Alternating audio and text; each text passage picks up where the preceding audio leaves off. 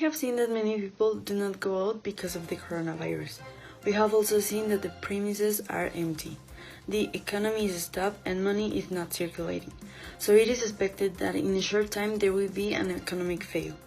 According to the UN News, the economy could reduce 0.9% during 2020, instead of growing 2.5% as expected, according to the UN Department of Economic and Social Affairs.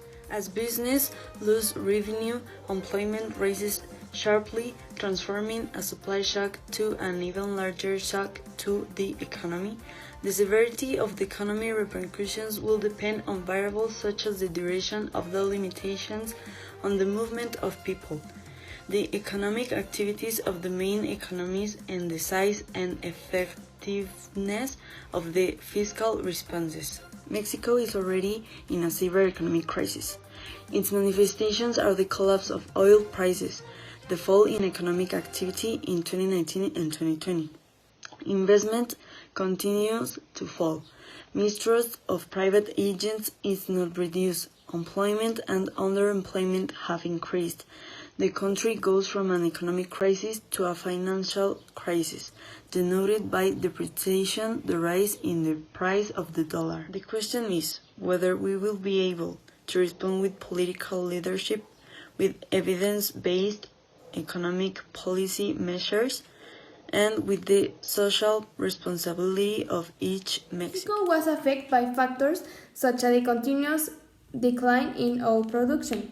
Investment and public spending were cut due to the plan to reduce public debt as a percentage of the GDP, while private investment was affected by the renegotiation of the North American Free Trade Agreement, the president election, and the tightening in global financial conditions. Likewise, the Mexican economy faced a restrictive monetary policy in which Mexico has increased the interest rate by 5.25 points. Although the new administration is committed to retaining its macroeconomic and financial stability, certain decisions have been justified, among which the cancellation of the airport stand out, in which the political priority has been prioritized over the economic logic. It has generated some debates about the community. Although external accounts and the public debt ratings could be held, the Mexican economy could grow closer to 1 than 2% in 2019. To contain the coronavirus epidemic, it is necessary to undergo quarantine. Therefore, these measures already begin to reflect in the income of business, services, and companies. The ILO is in charge of promoting labor rights and job opportunities. Where is the measure to the COVID-19 pandemic is affected world and is causing a health, economic, and labor crisis. So, up to 25 million jobs could be lost worldwide. The director of Mexico of the ILO, International Labor Organization, talked about the fact that the Mexican government must act soon in order to overcome the economic crisis caused by the epidemic. Mexico is distinguished by the lack of employment. Ensure for the situation can cause more poverty and people without formal jobs, since and the circulation to people decrease. There will be a decrease in consumption. Gastronomy are the two most affected sectors. Determination of the government to stop the virus circulation. Reservations were falling from hotels abroad domestically. The situation worsened when the Ministry of Tourism established a tourism streak. Hotels have seen the reservation drop 100% and gastronomy reduced their work by 50%. Commerce is the ones most affected. They are practically empty for several days ago. There are businesses that have taken the initiative to continue with online sales to have income.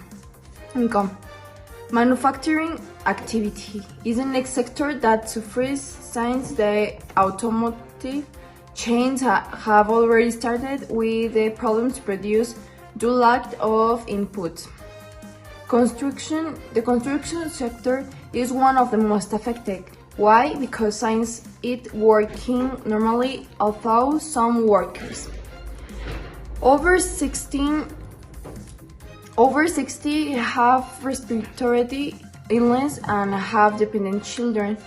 People no longer want to expose themselves, so the construction have had to stop the project. Which are the fiscal supports that the PIMEs are asking to the government? Well, they're allowed to overcome the critical stage by the COVID-19 with the least possible affectation to the product activity, the employment and the economic development of the country. Also explain that while acting to protect the economy and the product sectors from the pandemic, Mexican international companies based in Mexico are taking prevention and support measures to the collaborators. Accelerate VAT refuse process and restore universal compensation. At last, by 2020, defender the employer contributions, adjustment of provisional payments, the education to 100% to labor benefits, the provisional payment of ISR, especially for those companies is the most affected sectors such as restaurants, hotels, tourism, automotive sector, among others. Solidarity agreement between workers, employers and the government, among others. Thank you. ¿Crees que el coronavirus afectó la economía de nuestro país? Definitivamente sí está empezando a afectarla ya de manera muy seria, en virtud de que toda la cadena productiva de bienes y servicios de consumo ha estado detenida debido a esta pandemia. Y no solamente en nuestro país, sino a nivel mundial. Yo creo que los gobiernos de cada uno de los países, sobre todo el de México, que es el que más nos interesa, deben tomar medidas estrictas y serias para poder reactivar la economía, y una solución sería que se apoye a los pequeños y medianos empresarios, que son los que realmente dan el mayor número de empleos y que genera la mayor riqueza en este país. ¿Hasta cuándo crees que esta pandemia vaya a acabar? Yo considero que va a un mediano plazo, es decir, alrededor de 2 o 3 meses, en virtud a que aun cuando se han tomado algunas medidas preventivas, yo creo que la pandemia está atacando fuertemente en algunos sectores, y estos sectores están relacionados con la falta de cuidados, la falta de tomar medidas de precaución. Entonces, hasta en tanto no exista una vacuna que tenga científicamente la comprobación suficiente como medida de solución, yo creo que este problema va a aquejarnos 2 o 3 meses más. ¿Qué opina de las defunciones que ha habido desde que inició este virus hasta hoy? Yo creo que el número de defunciones lamentablemente pues ha crecido exponencialmente en algunos países que no han tomado las debidas y las medidas correctivas que deben de ser tomadas en su momento.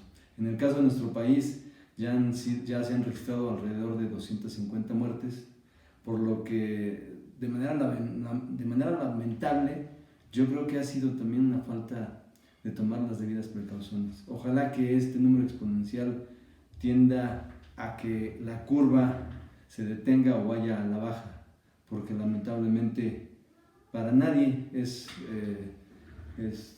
tener muertos en casa es nada satisfactorio, al contrario, es de manera muy lamentable.